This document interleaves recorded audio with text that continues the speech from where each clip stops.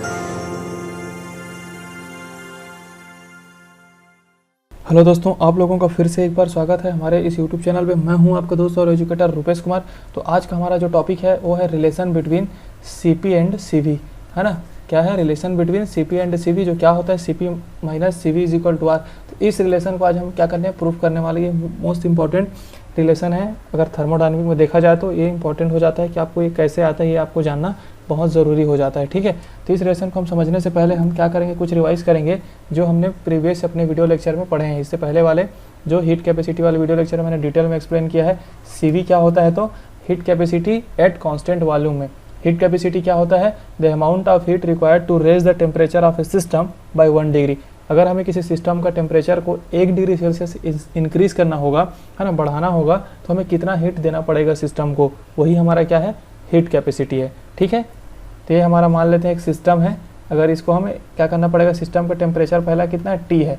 और इसको हमें कितना करना है, टेम्परेचर को सिस्टम का टी प्लस 1 डिग्री सेल्सियस करना है। 1 डिग्री सेल्सियस इंक्रीज करना है तो हमें कुछ अमाउंट ऑफ क्या करना पड़ेगा, हीट देना पड़ेगा। तो जो अमाउंट ऑफ हीट देना पड़ेगा वही हमारा क्या हो जाता है, हीट कैपेसिटी हो जाता है। ये मैंने आपको प्रीवियस वीडियो लेक्चर में बता दिया है हीट कैपेसिटी बारे में, ठीक है। तो यहाँ पे हम देखेंगे heat capacity at constant volume.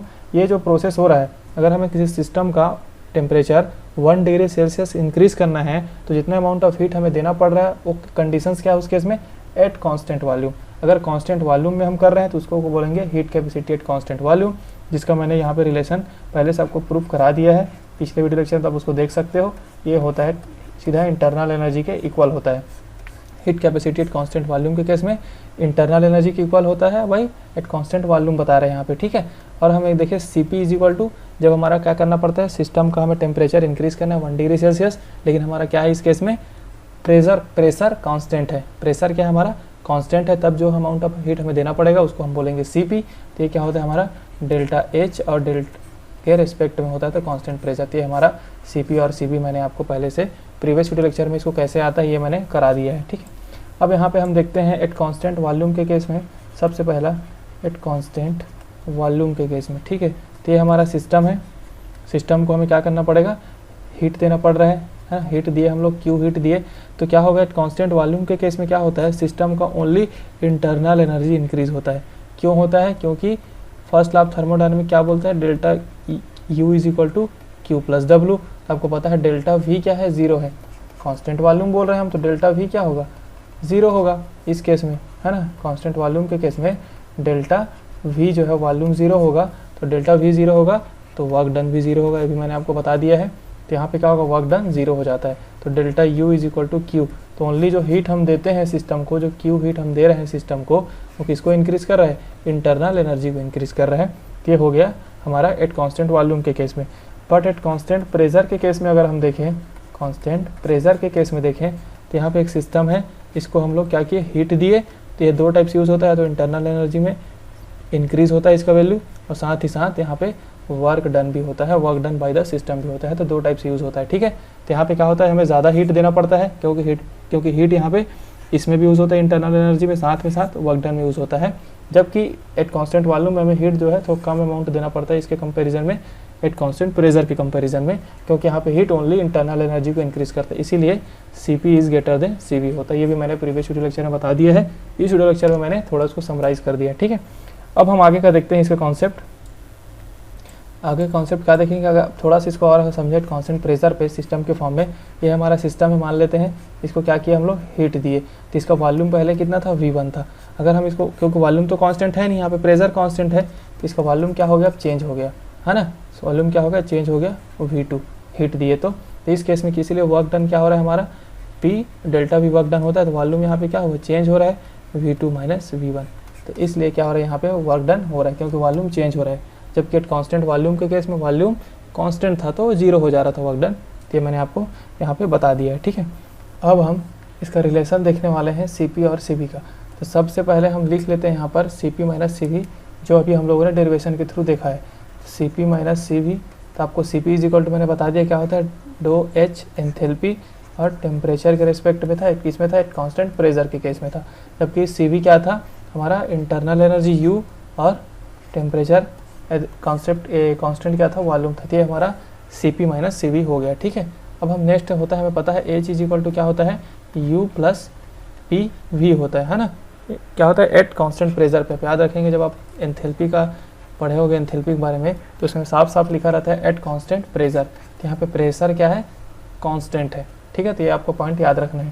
तो यहाँ पे हम क्या करेंगे, एच इज इक्वल टू हम पुट करने वाले हैं यू प्लस पी वी। यहाँ पे लिख देते हैं H is equal to U plus P V और लिखते हैं डेल्टा टी। क्या है, पूरा ओवरऑल कांस्टेंट प्रेशर है।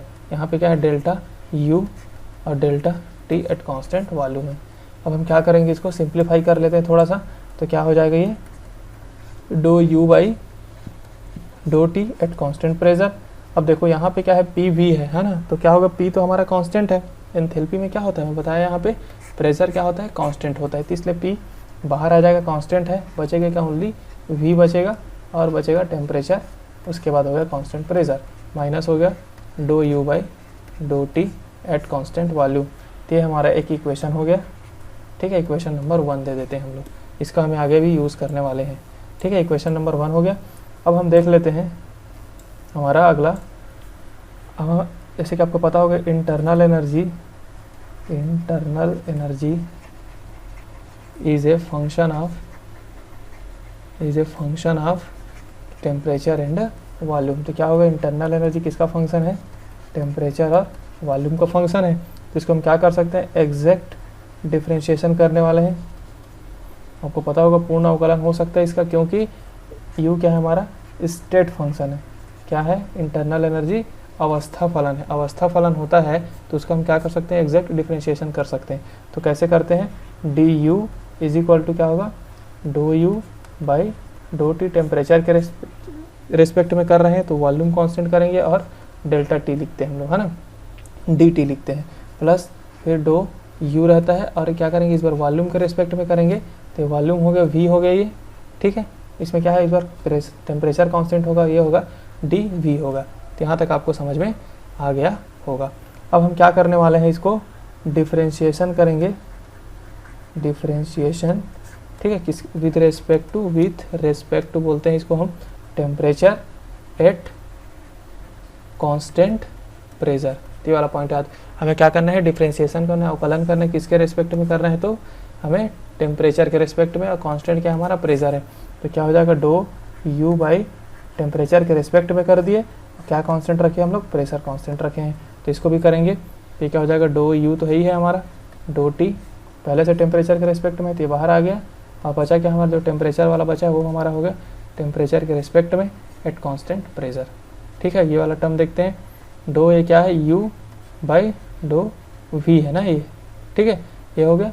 और हमारा टेम्परेचर पहले से है बाहर है, कांस्टेंट है टेम्परेचर इसमें, तो ये हमारा डो वी बचा। हमें किस में करना है, टेम्परेचर के रेस्पेक्ट में करना है और कांस्टेंट प्रेशर के केस करना है। तो यहाँ पे देखो आप टेम्परेचर है तो 1 हो जाएगा ये क्या हो गया, ओवरऑल काट के इसको करते हैं तो do U by do T बचा, यहाँ पे वी ये 1 हो गया है, प्लस यहाँ पे बचा है do U by do V at temperature और डो वी बचा है do T at constant pressure.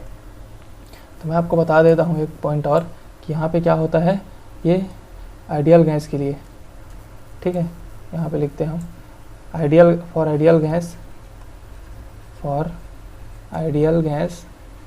के लिए क्या होता है, do U by do V at constant temperature 0 होता है, क्योंकि आपको पता है इंटरनल एनर्जी टेम्परेचर का फंक्शन है। अगर टेम्परेचर कांस्टेंट है तो इंटरनल एनर्जी 0 तो हो गई, तो फिर आइडियल गैस के लिए क्या होता है, ये 0 हो जाता है। तो ये वाला टर्म हमारा 0 हो गया, तो ओवरऑल ये पूरा टर्म क्या हो जाता है, हमारा 0 हो जाता है।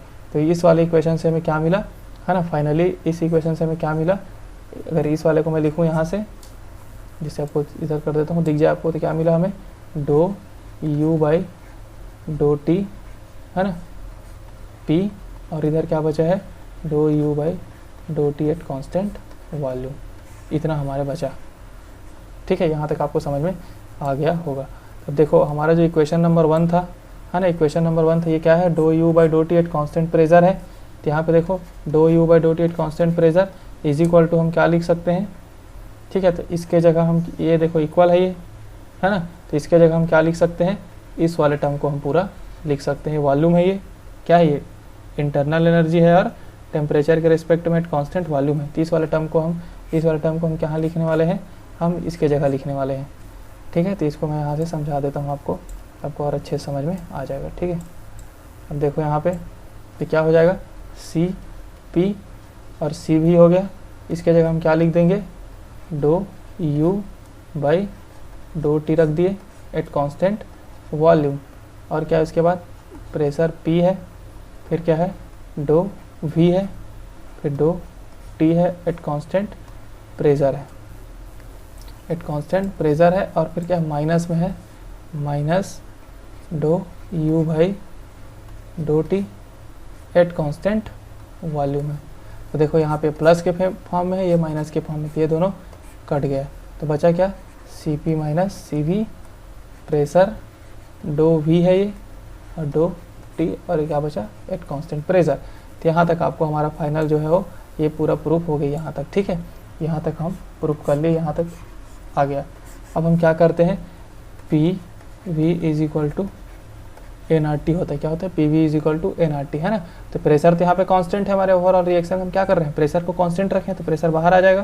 तो इसको हम क्या करने हैं, टेम्परेचर के रिस्पेक्ट में यहाँ पे लिख देते हैं, differentiate with respect to temperature at constant pressure. Pressure constant है, टेम्परेचर के रिस्पेक्ट में कर रहे हैं तो डो बाई डो टी बचेगा एट कांस्टेंट प्रेशर। इधर क्या बचेगा, एन, मान लो अगर नंबर ऑफ मोल्स क्या है, 1 है। नंबर ऑफ मोल क्या है, या फिर उसे बोलते हैं ना 1 मोल ऑफ गैस है। ठीक है, 1 मोल ऑफ गैस है, तो N is equal to 1 put कर दिए। तो बचा क्या हमारा, आर और टी। तो टी क्या है, टी के रेस्पेक्ट में हम कर ही रहे हैं, do by do T at constant pressure. तो डो टी 1 हो गया, ये कट गया। तो बचा क्या, P is equal to do V by do T at constant P is equal to R. देख रहे हो, इस इतना के इज इक्वल टू हम क्या लिख सकते हैं, आर लिख सकते हैं। यही हमारा है इतना, तो हम क्या लिखेंगे, C P minus C V is equal to R. ये हमारा प्रूफ हो गया, C P minus C V is equal to R. तो इस वाले पॉइंट को भी आप क्या करना है, याद रखेंगे। अब ये भी याद रखेंगे, नंबर ऑफ मोल्स अगर दिया रहे तो क्या होता है, एन आर होता है ना। क्योंकि यहाँ पे 1 मोल कर दिए हैं, तो इसलिए यहाँ पे एन इज इक्वल टू 1 हो गया था। लेकिन अभी क्या है, वहाँ पे अगर देखा जाए, अगर क्वेश्चंस में अगर आपको मोल्स दिया हो, मोल्स दे दिया हो, तब क्या होगा, ये वाला इक्वेशन होगा, C P minus C V is equal to N R. ठीक है, और सिंपल अगर 1 मोल दिया होगा तो फॉर 1 मोल, और 1 मोल हो तो C P minus C V is equal to R होता है। तो दोस्तों आपको ये पूरा डेरिवेशन आपको समझ में आ गया होगा। एक करके मैंने डिटेल्स मैंने समझा दिया कैसे आप सी पी और सी वी का वैल्यू फाइंड करने वाले हो। ठीक है, तो आप क्या करोगे, अच्छे से इसको आप रिवाइज़ करोगे, अपने नोटबुक में नोट कर लो इसको। ठीक है, फिर हम क्या करने वाले हैं, इसके बाद हम एडियाबैटिक एक्सपेंशन के से रिलेटेड हम लोग क्या करेंगे, वर्क डन देखेंगे।